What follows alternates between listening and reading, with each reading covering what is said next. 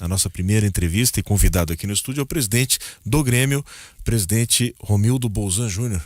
Bom dia, obrigado pela presença aqui no estúdio, presidente. Bom dia. Prazer estar aqui em belas companhias, Jurandir, a tua, Guilherme, do Zé Aldo. O Nestor fez uma insistência muito grande para vir aqui, foi o articulador do convite. É verdade. Eu quero agradecer publicamente aqui, Nestor. A gente, num café da manhã, teve a ideia de quem sabe a gente não convida o Romildo para bater um papo. O presidente está valorizando o presidente. Aí o Nestor bateu no peito e disse: deixa comigo. Deixa comigo que eu faço meio de campo. Meio de campo é comigo. Lá, nem precisei fazer. Mas aí hoje às 6h30 acordei lá em Osório, já tomei meu banho, e assim daqui a pouco vamos para São Paulo e tal, já está tudo ok. E é um prazer estar com vocês aqui. Prazer. O senhor não se mudou, né? Segue vivendo em Osório, faz a freeway aí todos os dias. Faz todos. O carro já vem no automático, né? Sim, no piloto automático, inclusive com traçados já de desvio de buraco e tudo mais, sem nenhum problema. Pegou serração? Não tinha serração. Inclusive com traçados, com GPS para saber onde é que a polícia está, né? Se o cara tiver um pouquinho descuidado. Escapar. Muito bom. Presidente, a gente vai, obviamente, os ouvintes estão querendo saber muito de Grêmio, mas vamos falar essencialmente sobre política, né? O senhor tem uma trajetória, o seu pai, né? Na verdade está no sangue, né? Da família, a política também, foi prefeito de Osório em mais de uma ocasião e muita gente, eu vou direto ao assunto aqui, sem gregre para dizer Gregório. O próprio Pompeu de Matos, né, seu correligionário no PDT, já deu entrevistas aqui pra gente, pra Thaline, dizendo: olha, a gente só tá no compasso de espera em relação ao que o Romildo quer fazer. O senhor já decidiu o que quer fazer no ano que vem? Não decidi não. Não decidi. Na verdade tem o Grêmio, eu só tenho um conceito comigo que é muito claro, quer dizer, não tem as duas coisas.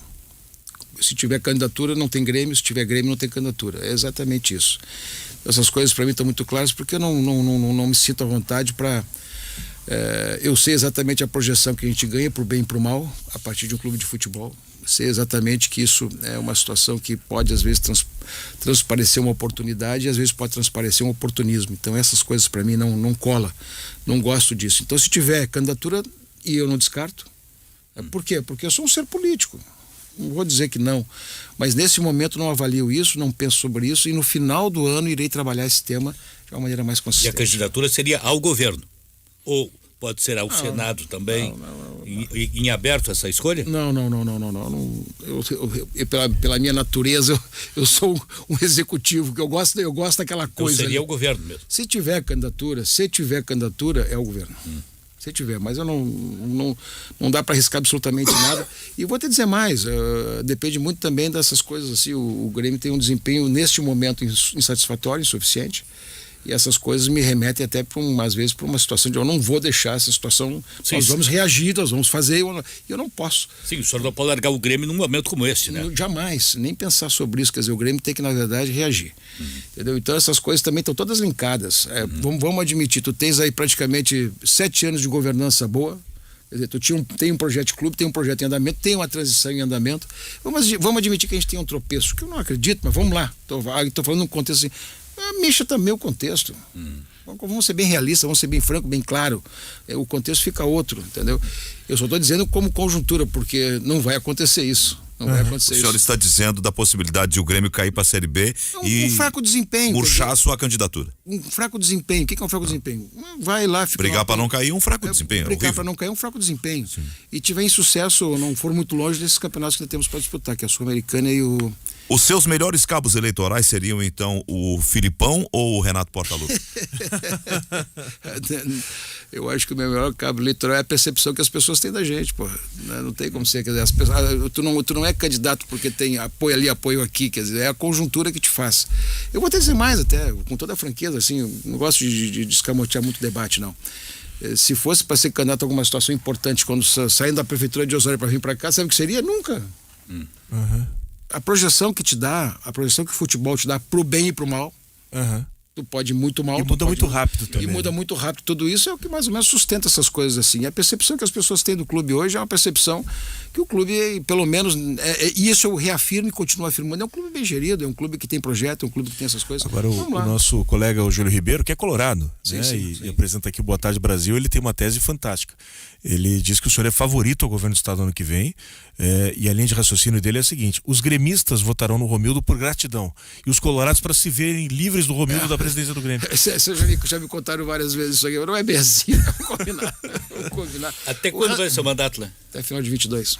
Final de 22. Mas eu não entendi porque o senhor não concorda com o raciocínio, porque se o senhor, por exemplo, for campeão da Copa do Brasil, recuperar o time do brasileiro, fizer uma boa campanha na Copa Sul-Americana, os colorados vão, mas tira aquele homem de lá, eles vão votar no senhor. Não, é um raciocínio, quer dizer assim, é um raciocínio muito, muito simplista para uma situação que até me conforta. É o tipo do raciocínio que me conforta. Mas politicamente, quando tu escolhe um voto, não é isso que manda no voto. O voto não é porque tu é gremista, porque tu é colorado, porque tu é branco, porque tu é preto. O voto é uma conjuntura de fatores, é uma percepção de das pessoas em relação ao candidato, até mesmo aos seus vínculos políticos, suas questões ideológicas. Hoje em dia essas questões ideológicas estão acirradíssimas, né? Hoje em dia tu inclui e exclui candidatos a partir exatamente também dos seus compromissos políticos, da sua posição política polarizada ou não, mas tu tá ali, tá nesse contexto, quer dizer, tu vai também fazer isso. E se tratando... E ser gremista ou ser colorado, eu sinceramente eu acho que não é o comando do voto, não é o raciocínio do voto. Para mim, não passaria. Eu jamais deixaria de votar numa candidatura colorada se eu tivesse identificação com ela. Assim, eu acho que o que pesa aí é a questão do desempenho administrativo. Eu acho que o que pesa aqui é a percepção que as pessoas têm da possibilidade da candidatura, do candidato, se sente identificado em algum momento, se sente identificado pessoalmente, ideologicamente, administrativamente. Porque a sua administração do Grêmio é marcante, né? O senhor pegou o Grêmio numa situação financeira muito ruim e conseguiu reverter, e hoje o Grêmio está operando no azul já há algum tempo. E possivelmente operará esse ano novamente. Só que essas são as coisas. Às vezes tu tem uma enorme construção a respeito disso, um trabalho consolidadíssimo, e por incrível que pareça, em 2 semanas se desconstrói tudo isso. Se há uma coisa que existe hoje no Grêmio, se há uma coisa que existe hoje na mídia, se há uma coisa que existe nas redes sociais, é uma desconstituição, uma despolitização e principalmente uma deslegitimação de tudo que foi feito no Grêmio. É isso que está acontecendo nesse momento, por incrível que pareça, é isso. E para mim o jogo é esse, faz parte do jogo. Conheço muito bem os raciocínios de receitas prontas, mas é isso aí. Na verdade é isso. Tu tem 6 anos e meio de construção de uma situação muito, muito diferente, mas acontece que o desempenho momentâneo pode exatamente te levar rapidamente para uma desconstituição de tudo isto. Esta que é a verdade.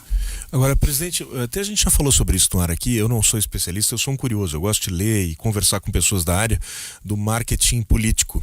E os partidos, eles têm identidades, né, e história e tudo mais. E tem uma situação, eu não sei se eventualmente o senhor disputar o governo do estado, o Palácio Piratini, tem uma coisa que ela não casa, que é o seguinte: a sua marca na gestão do Grêmio, além dos títulos, é também de gestão, né? Contas em dia, o Grêmio não vai, quantas vezes o senhor diz, o Grêmio não vai fazer loucura, né? Ou seja, não vamos colocar aqui a carreta na frente dos bois e comprometer as finanças do clube, o futuro do Grêmio, aquela coisa toda.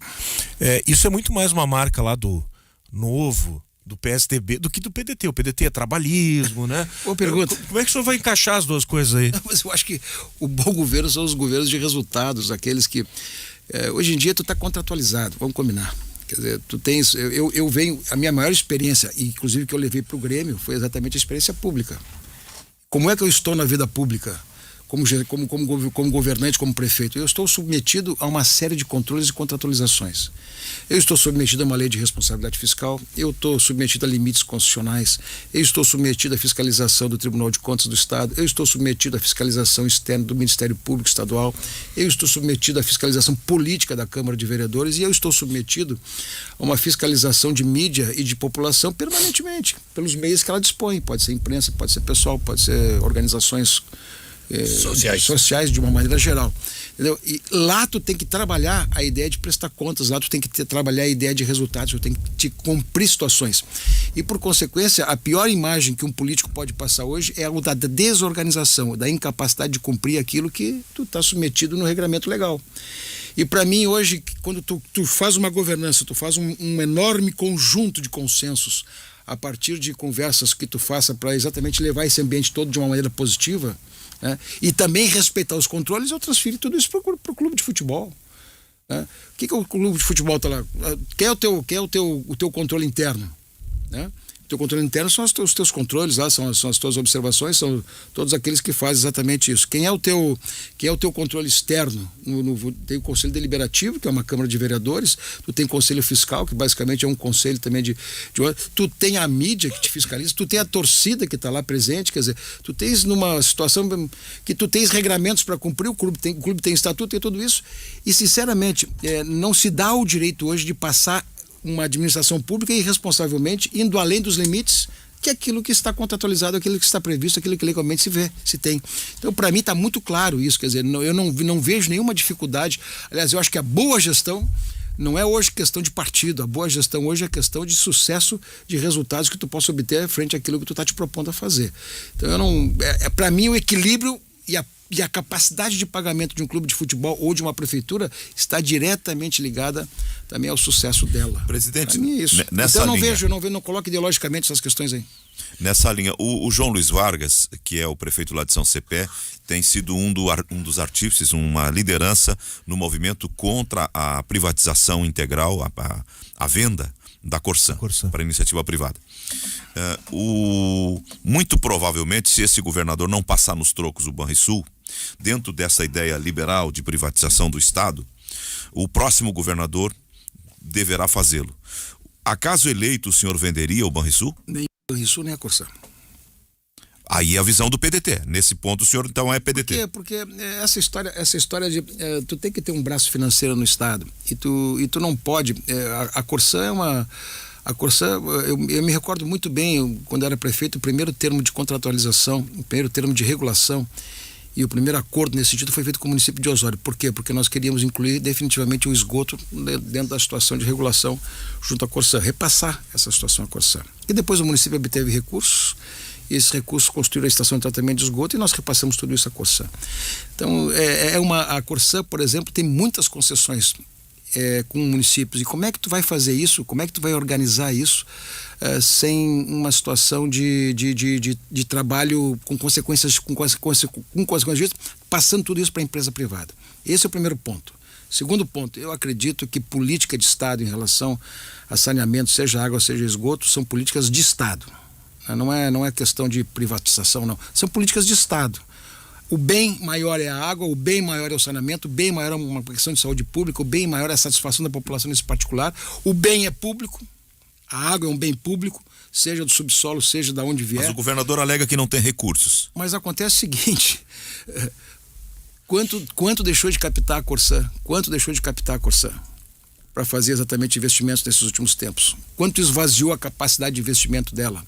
Se tu vai buscar financiamentos, pode não ter recursos do Tesouro, mas essas obras se financiam e se pagam. Se tu tiver uma grande capacidade de busca de captação de recursos junto aos órgãos federais, ao governo federal e tudo mais, tu consegue estabelecer ali um belo programa de saneamento, porque para isso tem dinheiro, um belo avanço nas questões de água, e tu pode trabalhar muito bem isso. Quer dizer, eu entendo que água é uma coisa necessária e entendo também que o Banrisul é um braço financeiro do Estado, ele é um meio para as coisas acontecerem às vezes numa situação específica de facilitar as negociações, e eu acho que são duas coisas essenciais e estratégicas importantes para a manutenção de uma política estatal. O senhor, para se eleger, o partido vai precisar fazer alianças. O PDT sempre tem feito alianças mais à esquerda, com os partidos bem à esquerda.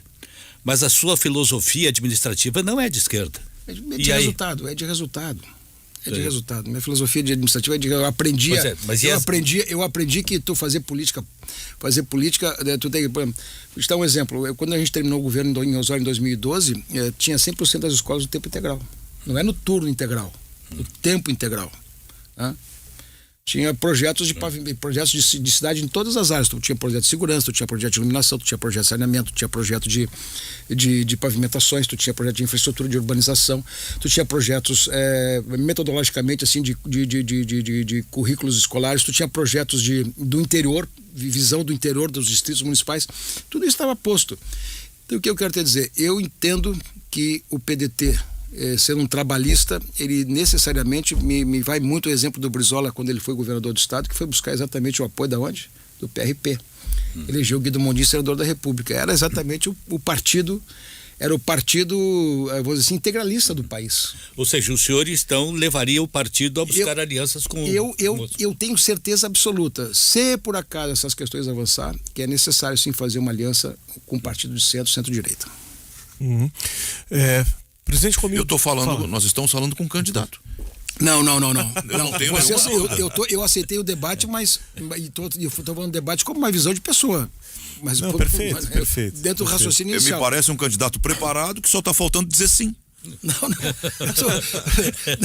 Eu tô. O Zé Aldo é nosso super sincero, tá, presidente? Sim. Não sincericida. Sincericida. O que acontece? Vocês propuseram um debate e eu estou participando dele. Perfeito, Entendeu? perfeito. Porque eu sou um cidadão também, meu amigo. Sou um cidadão com vida política. Vamos Falando combinar. sobre política, um assunto que deve vir à baila é a questão da terceira via nas eleições presidenciais.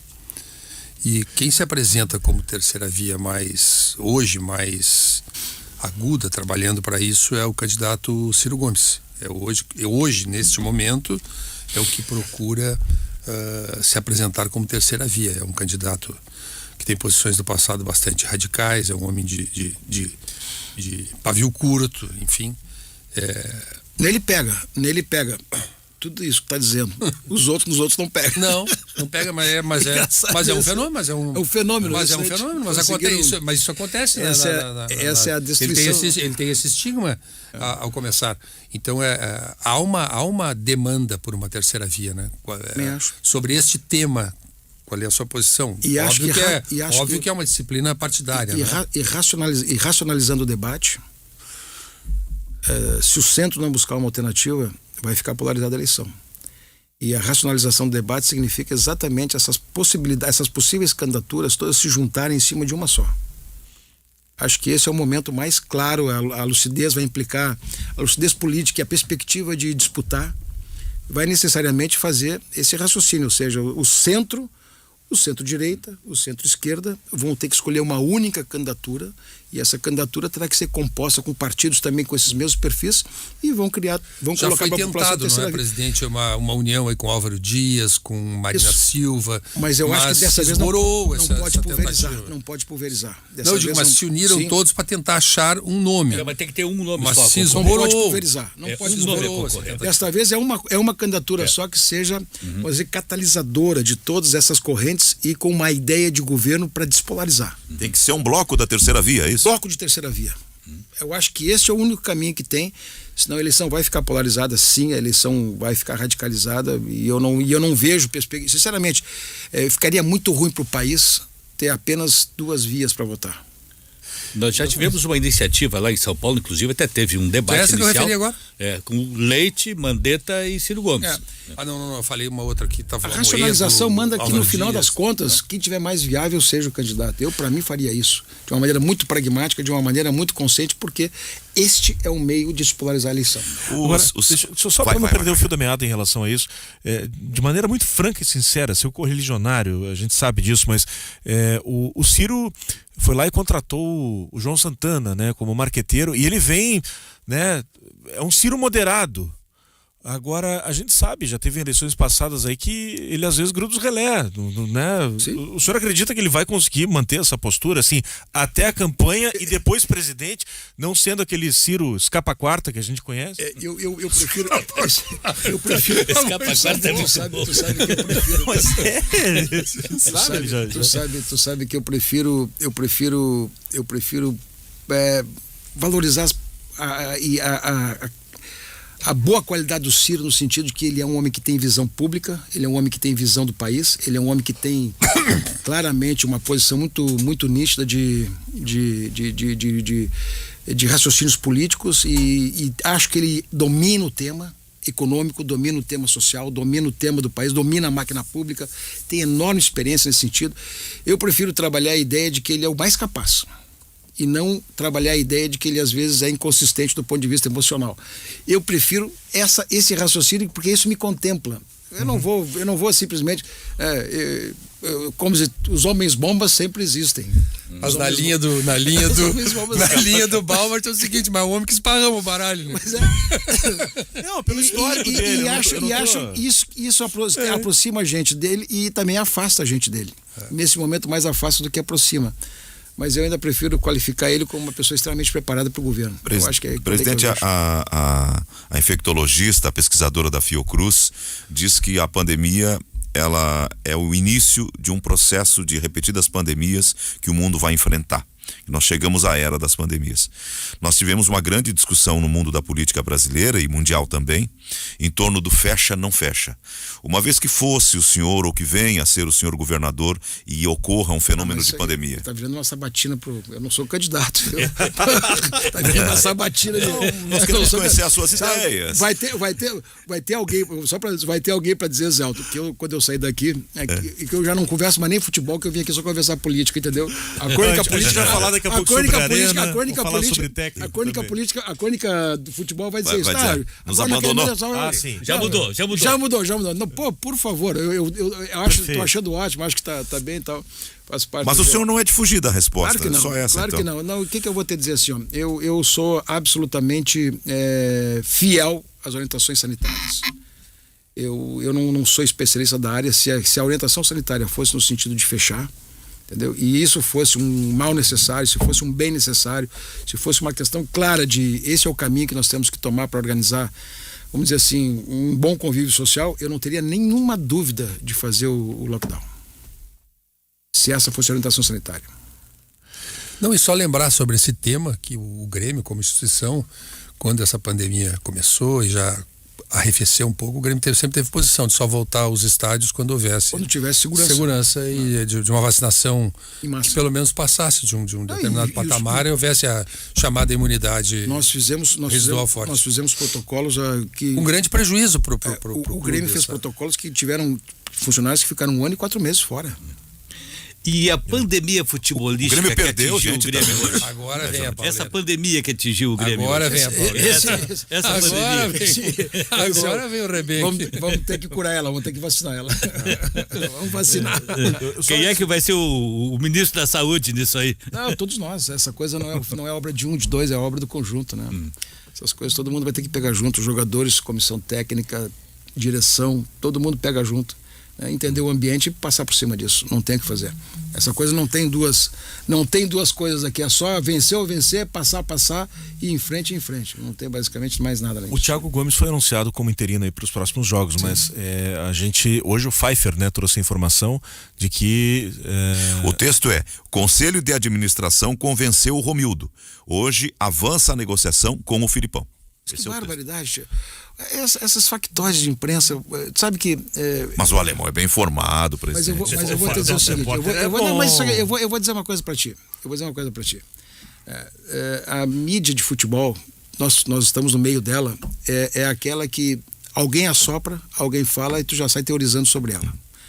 Contraditório, pequeno. A imprensa política tem um enorme contraditório, qualquer coisinha tu vai lá e vai lá porque tu... Agora, a mídia política é o único ambiente onde todo mundo levantou uma suspeita, surgiu um fato e vai dizendo: desde quando eu tenho dificuldade com o Felipão?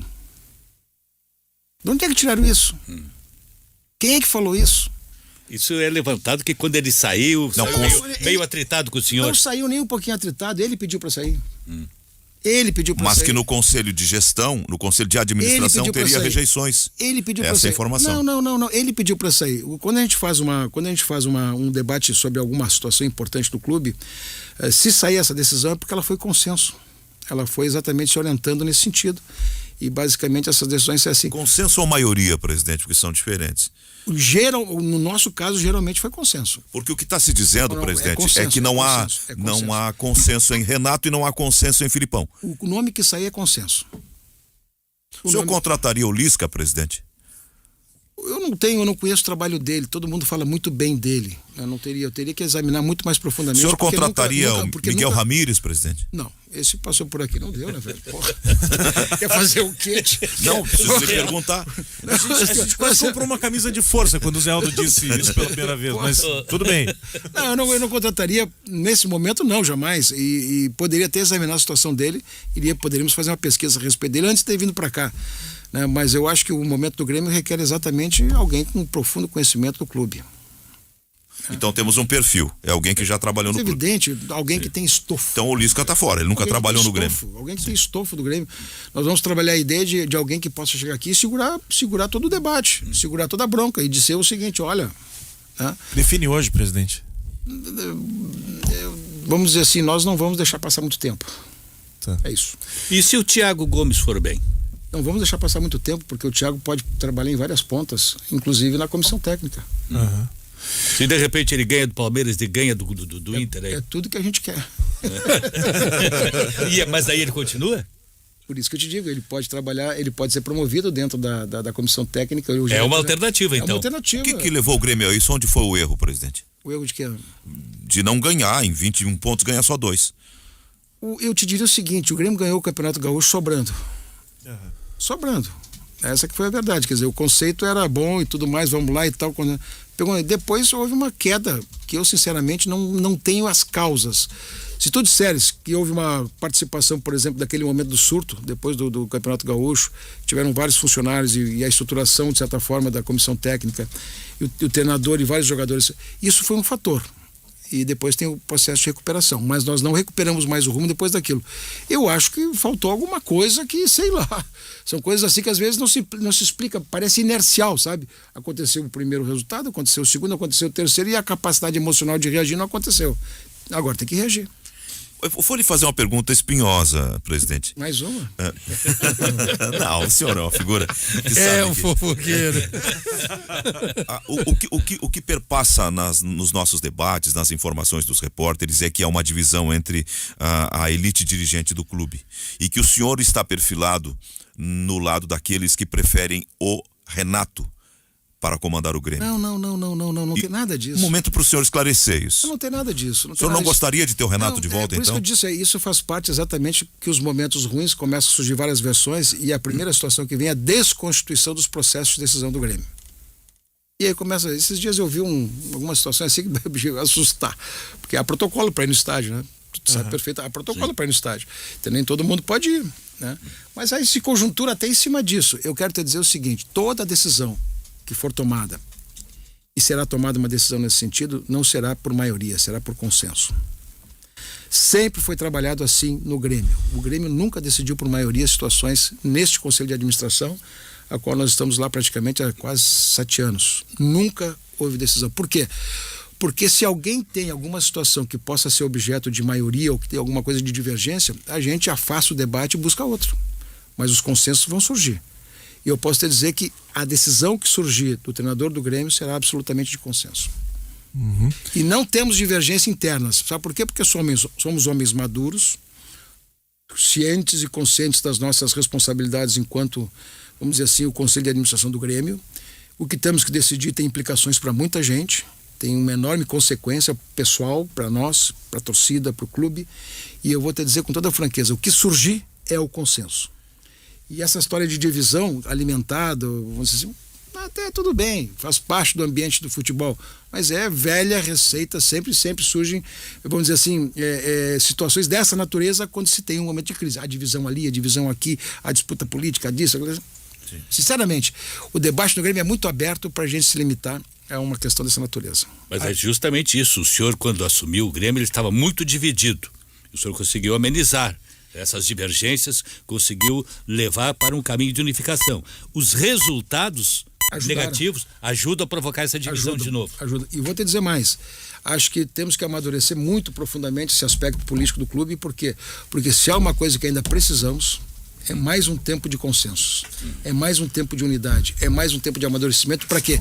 Para consolidar a autossustentabilidade do clube. Tem mais uma pergunta sobre política, mas antes, para fechar de Grêmio, pelo menos da minha parte, Arena.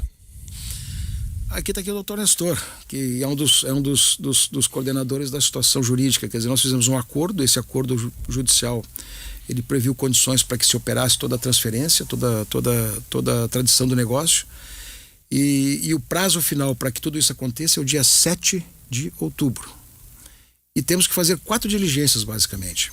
A primeira é uma auditoria que já está em andamento legal, uma auditoria que vai examinar todos os contratos, a contratação liberação da Arena, todos aqueles contratos que nós podemos suceder ou não. Tem auditoria fiscal, tributária, trabalhista, previdenciária, todas as questões que dizem respeito tem a diligência operacional, a quem o Grêmio já contratou uma pessoa que vai dar os diagnósticos, uma consultoria até o final, até outubro, onde vai ser feito um diagnóstico da operação do estádio, né?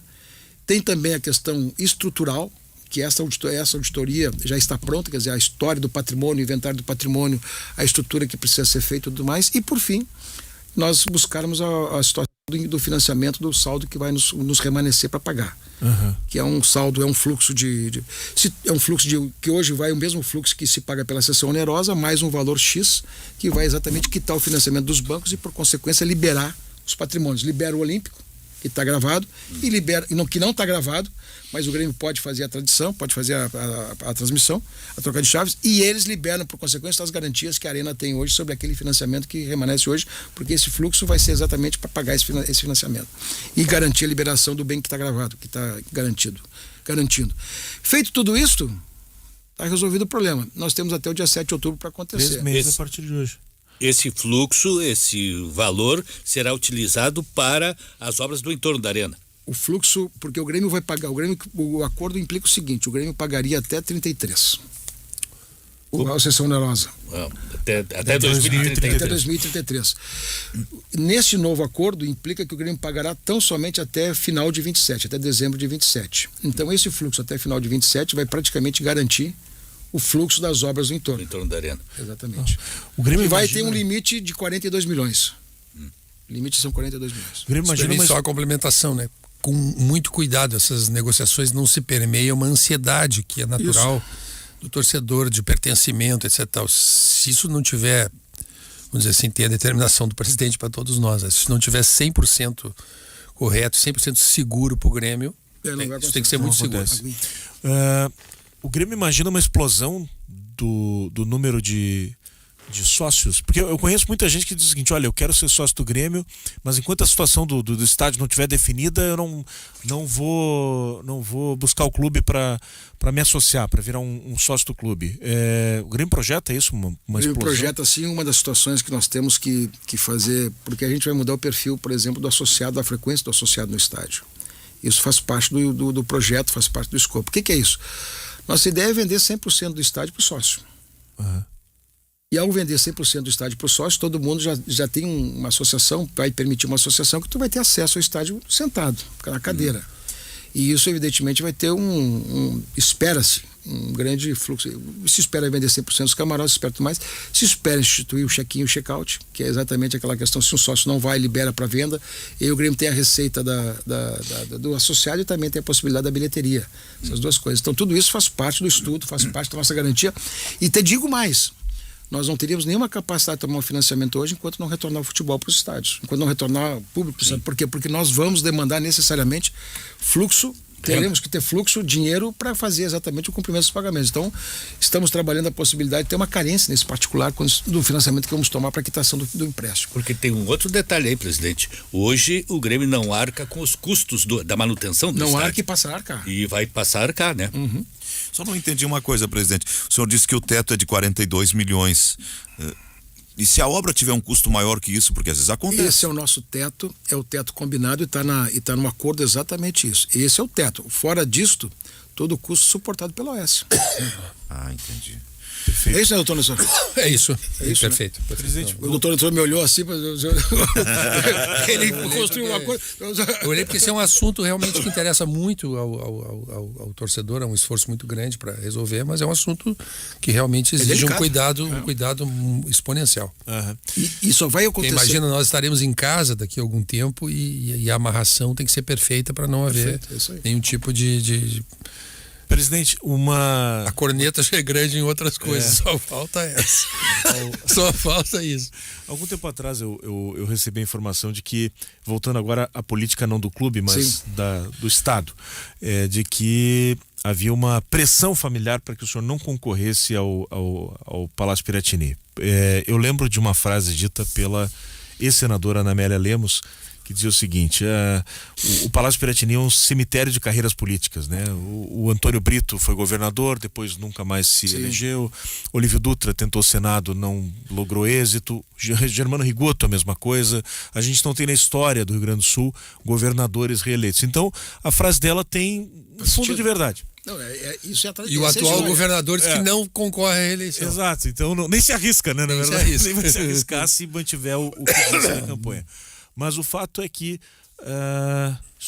juntando as duas coisas, a questão familiar já está pacificada. Se o senhor decidir concorrer, houve pressão familiar, não houve, e isso já foi superado?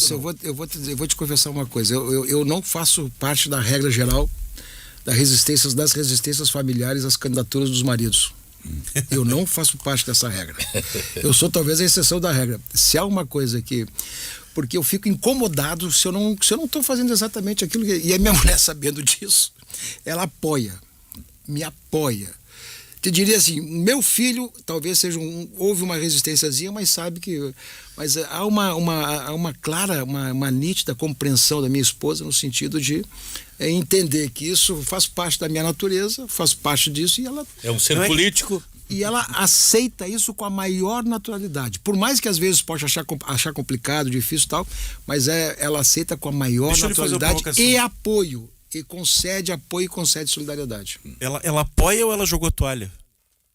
Bom, pode ser. É um misto dos dois. Pode ser. Não tem jeito. Aí tu me faz refletir uma coisa, porque quando eu saí da prefeitura a primeira vez, foi em 96, né? Eu fui trabalhar de novo, quer dizer, eu sou advogado, tenho uma banca constituída grande, não é uma banca pequena lá no litoral. E aí eu voltei a trabalhar e tal, e comecei a me incomodar com aquela atividade metódica, aquela atividade de advogado, eu recebia a entrevista, a audiência, pô, aí eu comecei a ficar incomodado e ranzinza. Aí eu acho que ela compreendeu. É melhor soltar o bicho. Na balança das coisas. É melhor soltar o bicho. Sobre essas duas atividades da política e do esporte, né? Nunca conversei com o Romildo sobre isso, né? Mas na política, por exemplo, como prefeito, tu constrói uma obra, por exemplo, acelera saneamento básico, consegue fazer alguma coisa para o teu município, isso pode ser em nível de governo, isso tu aparece, se consolida e é uma obra tua. No futebol, nada que tu constrói te legitima sempre. Tu podes ter a maior vitória. Num primeiro ano de um triênio, tu ganha um título internacional. Se no terceiro tu tiver mal, aquilo zerou a tábua. Zerou a tábua. É essa a sensação? É essa a sensação e a percepção que fica é a última. É a última. Tem a dúvida, cada momento é um momento, quer dizer, não adianta nada. E logo em seguida o Grêmio superando tudo isso, o que vai acontecer? Vai ficar o bom resultado se vier. É isso. Entendeu? Por isso que eu, sinceramente, já passou a minha fase de não dormir por conta disso. O que a gente tem que fazer é baixar a cabeça, trabalhar, organizar, reorganizar, conversar, achar os caminhos para... Presidente, uma pergunta final. Uma pergunta final tem que ser aquela para deixar o presidente meio comprometido com as palavras. Nós tivemos duas recentemente candidaturas que apresentaram posições diferentes e as duas foram criticadas. A posição do candidato José Ivo Sartori, que não assumia nenhum compromisso e que era evasivo nas perguntas, que parecia não ter projetos, porque depois se descobriu, ele já sabia que as contas não permitiam a ele fazer alguma promessa. E a posição do governador atual, Eduardo Leite, que assumiu dizendo que não faria coisas que agora está fazendo. Qual é a sua visão do candidato em relação a fazer promessas e depois mudar de opinião? Eu prefiro ser muito franco sobre tudo isso. E vou te dar um exemplo. Isso aconteceu comigo na prefeitura, porque quando eu retornei em 2005, a gente praticamente fez um projeto para um ano. E quando a gente organizou todo o projeto de execução de obra, que passou exatamente pela capacidade de fazer acumulação em cima de uma receita que o município de Osório tinha, que era os royalties da Petrobras, e depois também a busca de mais receitas, que foi exatamente buscar o ICMS da Petrobras, que nós obtivemos isso e depois não paramos mais. Então, para mim é muito claro. Eu prefiro dizer o seguinte: se tu tens dificuldade para fazer, fale que tu tenha dificuldade de fazer. Se tu tiveres dificuldade para governar as coisas, diga como tu vai fazer. Principalmente tenha a humildade de justificar isso permanentemente para todo mundo em qualquer espaço que tu tiveres. Mas, se tu estás falando em cima de um projeto, se tu estás organizando tua vida em cima de um projeto, se tu estás dizendo que tu estás assim porque tu vai chegar a tal ponto e é isso que tem que ser dito, e essas coisas efetivamente depois acontecem da forma como tu disse, tu vai obter crédito. Então a vida política para mim significa dizer o seguinte: os bons diagnósticos, as coisas que efetivamente tu conseguiu dominar, decidir naquele momento e justificar por que tu está fazendo isso, e depois chegar a um ponto que tu vai chegar exatamente numa melhora bem substancial por conta daquilo que foi teu bom diagnóstico e também a solução na busca de recursos. Eu prefiro permanentemente falar franco, falar a verdade, falar o que tem que ser dito. Se o momento é dessa natureza, tu tem que achar soluções para isso aqui, porque tu quer chegar lá.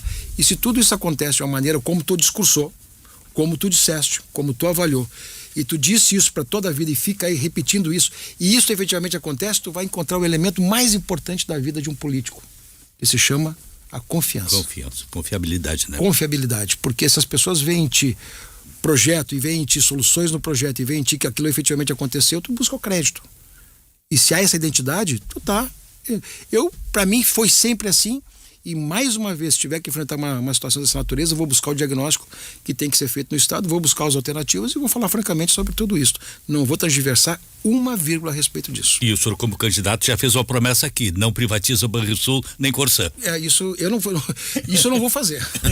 Eu posso, de antemão. Mas eu quero dizer, se for, mas isso não vai acontecer. Isso para mim, se lá até lá não acontecer, não acontecerá conosco. Se tiver essa situação. Presidente Romildo Bolzan Júnior, obrigado pelo tempo, pela vinda até os estúdios da Rádio Guaíba, que seja a primeira de várias aí pela frente. Também. Obrigado ao Nestor por, né, ele honrou a palavra, né, batendo no pretexto comigo, né? Não. Só falei, presidente, não, eu tenho... Tô brincando. Você tem um apego à Rádio Guaíba aí, Obrigado, venha assim. Não é dificuldade.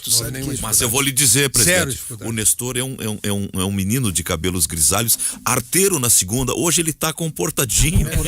Não, vocês é que são os... A sua presença, presidente. Nós vamos comer um pastel lá agora, aí eu vou perguntar as coisas para vocês não perguntaram aqui. Claro, do teu tempo, Jandir, possivelmente, mas eu cansei de ver, o Pedro Carneiro Pereira era também publicitário. Sim.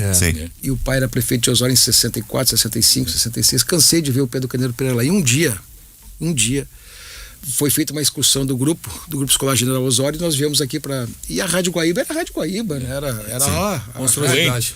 Uma monstruosidade. E eu nunca me esqueço que a gente veio visitar a Rádio Guaíba. E quem nos recebeu aqui foi o Ranzolin. E eu era gurizinho tô falando com 7, 8, 9 anos de idade.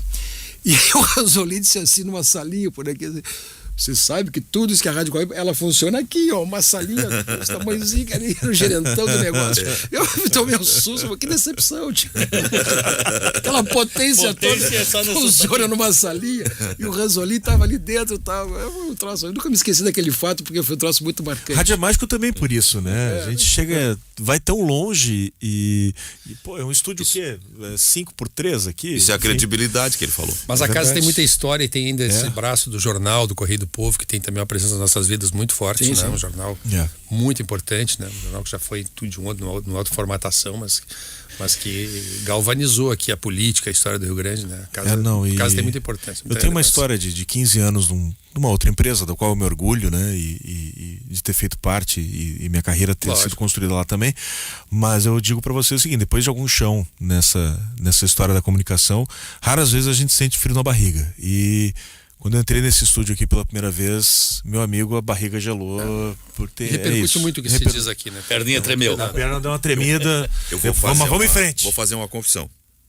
Eu saio com 3 sentimentos da fala do presidente: que ele vai concorrer ao governo do estado, que ele vai anunciar o Filipão, e pela fala dele, ele é candidato a ter o meu voto.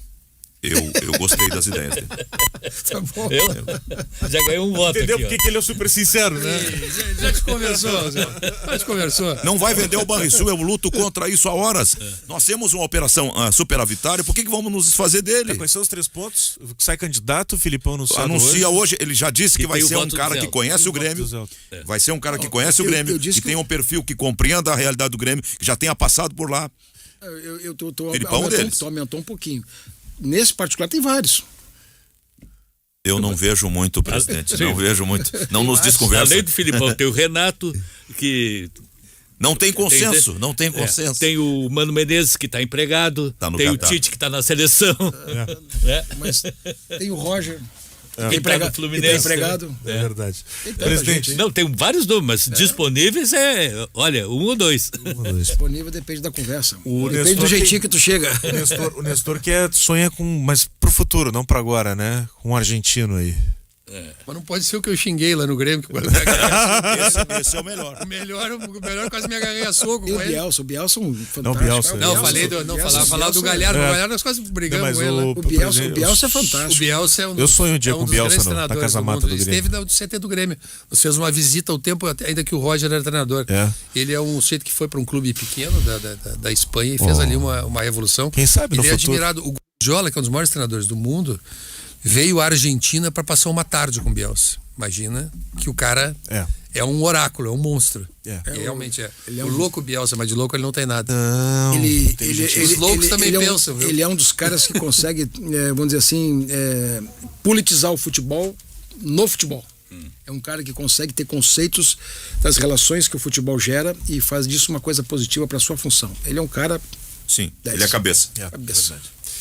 Bom, presidente, obrado mais Muito uma obrigado vez. pela oportunidade, viu? Venha sempre. Obrigado, Nestor. Venha sempre. Conte conosco aqui. Tá ok? Agora foi o Nestor que a gente conhece. Reza a lenda que o velho Fábio Koff dizia assim. Aqui, ó, entrevista meio chapa branca, assim, mas tudo bem. Não apertaram bem o homem. Pozeldo, olhando show de vocês casca aqui. de banana aqui pro presidente Romildo Bolzan. Reza a lenda que o velho Fábio Koff dizia assim, homem-bomba, né? Quando falava do Nestor. Presidente, venha sempre. Muito obrigado. A gente vai pro intervalo.